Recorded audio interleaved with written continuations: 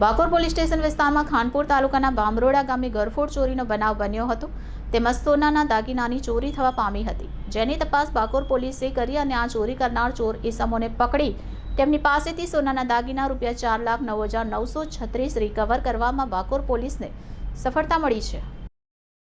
ડાયાભાઈ પંડ્યા ઘરે ગરફોડ ચોરીનો બનાવ બન્યો હતો, તેમાં સોનાના દાગીનાની ચોરી થવા પામી હતી, જેની તપાસ police sub inspector CK Sisodia ચોરી કરનાર ચોરી સમૂહને પકડી તેમની પાસેથી આ ચોરીમાં ગયેલ સોનાના દાગીના જેની કિંમત ₹4,09,936 રિકવર કરવામાં આવ્યા હતા। ચોરાયેલ સોના ચાંદીના દાગીના તેના મૂળ માલિકને જરૂરી ન્યાયિક કાર્યવાહી કરી પરત સોંપતા તેના માલિકે ખાનપુર બાકોર પોલીસનો ખૂબ આભાર વ્યક્ત કરી બાકોર પોલીસની કામગીરીને બિરદાવી હતી।